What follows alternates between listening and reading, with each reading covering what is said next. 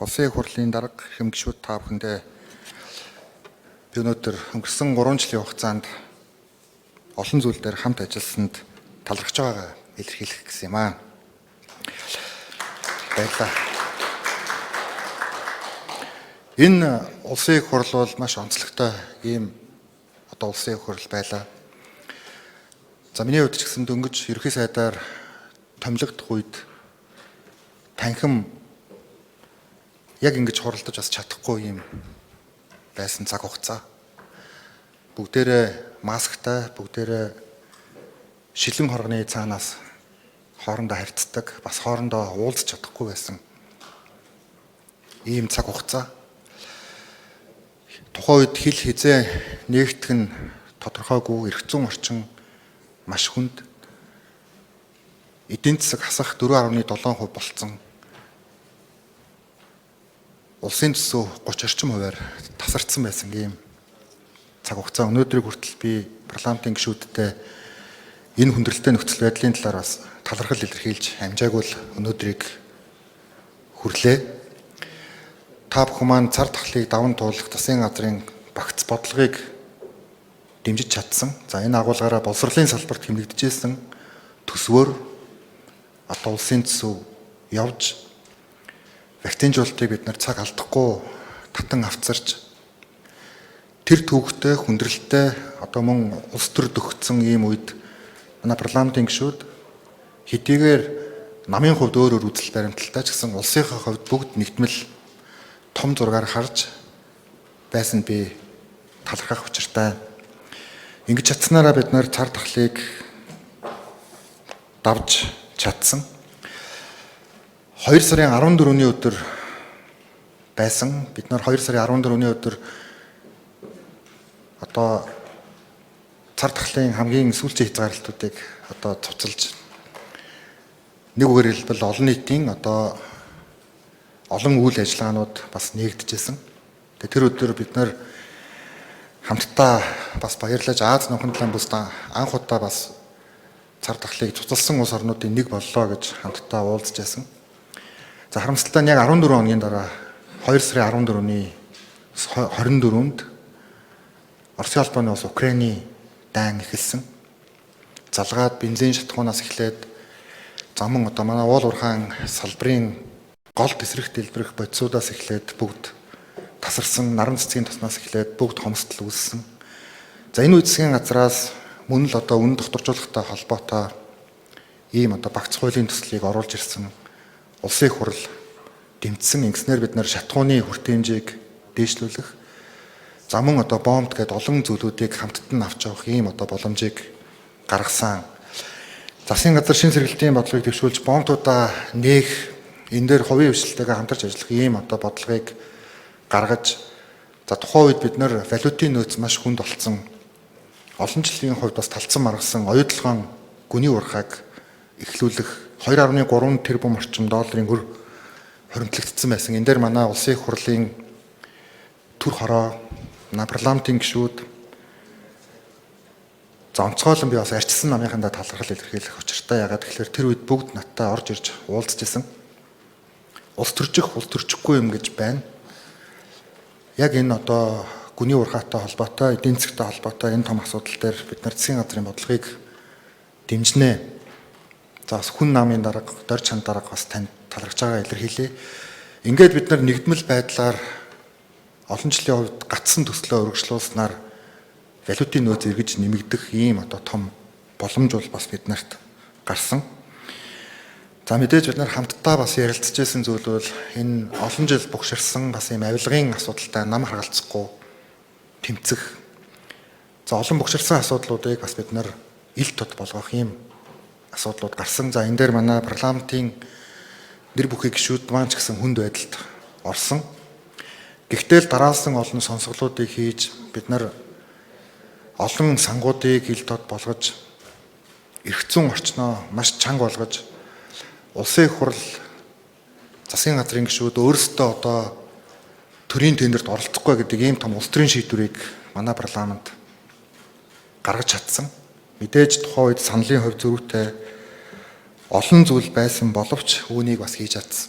цар тахал дайнд давхцсан энэ үед цаашлаад Монгол улс илүү бодлогын хувьд тогтвортой, олон ургалж үзэл санаатай, олон намын төлөөлөлтөй парламент байхын тулд бид нэр үндсэн хуулийн нэмэлт өөрчлөлтийг хийх ийм улс төрийн зөвшөлтөл рүү хамтдаа явсан. Тухайн үед инфляц маш өндөр болцсон, олон жагсаал цуглаантай байсан. Улсын их хурлын гишүүд тойрогдчоод парламентын гишүүдийн тоог нэмэх тухай асуудлыг ярихад бүгд бараг маш том шүүмжлэлт дундуур явж ийм хүнд зүйлтэй бид нар хамтдаа тулгарч ирсэн. Гэхдээ дэлхийн хоёр том гүрний дунд оршин тогтног парламентын арчилсан засгалтай Монгол улсын хувьд бид нар илүү олон ургалж үзэлтэй, илүү төлөөлөлөө хангаж, илүү нийгмийн сегментийн төлөөллийг, нийгмийн удирдагчдынхаа төлөөллийг хангаж чадах энэ гарцыг хийж чадах нь бидний хувьд туйлын их чухал байсан. Яг энэ цаг үед Нэгдсэн үндэсний байгууллагын ерөнхий нарийн бичгийн дарга Гутареш Монголд айлчилж дэлхийн геополитик заримдаа том хүндрэл гардаг, заримдаа том шуурга дэгддэг. Энэ шуурган донд далаа хад хоёр заримдаа зодтолж байгаа юм шиг харагддаг. Гэхдээ өглөө болоод үүр зайхад далаа чивээрээ хад чивээрээ харин усан донд байгаа амьтад далаа мөргөж амь насаа алдсан байх нь олонтой. Дэлхийн том геополитикийн их гүрнүүдийн сөргөлдөөн донд хөгжиж байгаа улс хамгийн их зовлон үздэг гэдэг үгийг хэлж ирсэн. Энэ агуулгаараа бид нар зөвшөлтслийн парламент руу, энэ сонгуулийн тогтолцооны реформ руу явхаас өөр ямар ч гарц байгаагүй. Энийг бид нар хийж чадсан.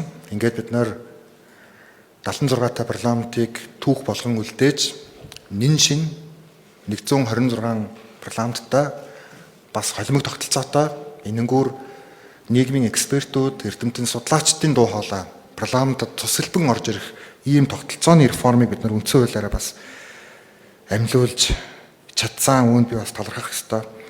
Эрдэнэт оюутлогоо гэдэг олон бас асуудал дээр бидний хувьд эрх зүйн хувьд бас цэг тавьж чадсан. Ийм Монгол цахим платформыг анхны цахим байнгын хороотой анх удаа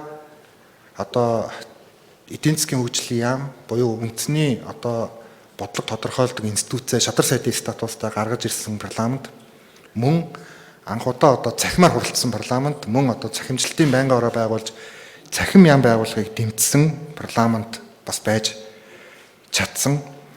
Олон жил ярьсан үндэсний баялагын сангийн хуулийг бид нар баталсан. Ингэснээрээ илүү хөрөнгө оруулалтын орчин тогтворжиж, илүү байгалийн баялагтаа иргэд маань хув хүртэх, байгалийн баялагаа ашиглуулж байгаа орон нутаг илүү төрүүлж өгчих. Мөн орон сууц болон боловсрал эрүүл мэнд гэдэг олон салбар дээр илүү байгалийн баялагаас дэмжих ийм боломжтой тогтолцооны реформыг бид нар Сингапурын хуримтлалын сан болон Норвегийн баялагын сангийн завгараар ийм эрх зүйн суурийг бүрдүүлж чадсан нь бол туйлын чухал. Мөн аялал жуулчлалын багц хуулийг парламент баталсан. Хөдөө аж ахуйн салбарыг дэмжих ерөнхийлөгчийн том реформыг бас энэ парламент дэмжсэн. Ингэснээр зөвхөн уул уурхай тулгууртаа биш, нэмэх нь аялал жуулчлал, хөдөө аж ахуйн салбар бодитоор хөгжих бас ийм боломжтой эрх зүйн орчныг бас бүрдүүлж чадсан. Ингэснээр өнөөдөр эдийн засаг маань хасах 4.7%-аас 6-аас 7 орчим хувьтай болж валютын нөөц тогтворжиж дотоодын нийт бүтээгдэхүүн 2 дахин бас тэлж чадсан. Мөн бид нар хот тосгоны эрх зүйн байдлын тухай хуулийг өнөөдөр хамтдаа ярилцаж баталлаа. Ингэснээр бид нар илүү нийслэл Улаанбаатар хотыг нэг тулгууртай биш, зөвхөн энэ 700 га дунд байдаг биш, илүү олон тулгууртай төрийн захааны байгууллагууд ч гэсэн бас өөрсдөө манлайлж нүүх ийм боломжийг бас та хэд маань бүрдүүлж бас чадлаа. Мэдээж ингээд дурдаад байвал олон зүйл байгаа. Өнөөдөр би ямар нэгэн байдлаар ийм зүйл инглээ, тийм зүйл инглээ гэдэг тайлбар хийхийг хүсэхгүй байна. Мэдээж чадсан чадаагүй маш их олон зүйл байгаа. Чадаагүй бүх зүйлийнхээ төлөө би та бүхнээс уучлалт хүсье. Дэмжиж ажилласан эрхэм парламентын гишүүдтэй нийт засгийн газрынхаа гишүүдийн нэрийн өмнөөс энэ төвөгтэй хүн сорилттой 3 жилийг туулахад хамт байсанд маш их баярлалаа. Тэгээд амьдрал бол зөвхөн өнгөрсөн цаг хугацаа биш, харин амьдрал бол өнгөрсөн цаг хугацаанд дотор үлдсэн дурсамж гэдэг үг байдаг. энэ удаагийн парламент Монгол улсын эрх зүйн орчинд Монгол улсын тогтолцооны төвшөнд цоо шин одоо реформыг хийсэн гэдэг түүх болж үлднэ гэдэгт миний би огт эргэлзэхгүй байгаа. Ингээд удахгүй бас улс төрийн сонгуул болж байгаа үүнд шудраг сайхан өрсөлдөцгөө илүү мэтгэлцээнээр илүү бодлогоор өрсөлдөх энэ боломжийг бас бид нар бүрдүүлэх нь зүйтэй. Ингээд дэвшиж байгаа бүх парламентын гишүүдтэй бас ёс зүйн манлайлал гаргаж одоо манай Бат Эрдэнэ гишүүнээс эхлээд өөрсдөө санал тавьж бас энэ үе солих процессыг эхлүүлэхэд тус болсон манай Нямагийн их бол даргаас эхлээд олон одоо парламентын гишүүдтэй манай Мөнх Оргил гишүүн маань, Бат Төмөр гишүүн маань бүгдэнд нь одоо энэ том үндсэн хуулийн реформыг дэмжиж зориг өгч хамт байсанд бас чин сэтгэлээсээ талархаж байгаагаа илэрхийлье. Та бүгдийн дэмжлэг байхгүйгээр би юу ч хийж чадахгүй байсан гэдгийг үлэмжширч байна. Тэгээ Монгол улс маань Амдан бодрох болтугай Монгол улсын арчилсан парламентын хөгжил илүү их одоо хөгжин дэвшгийн сайхан өрөөлийг өргөн дэвшүүлээд чин сэтгэлээсээ та бүхэндээ талархаж байгаагаа илэрхийлье. Баярлалаа.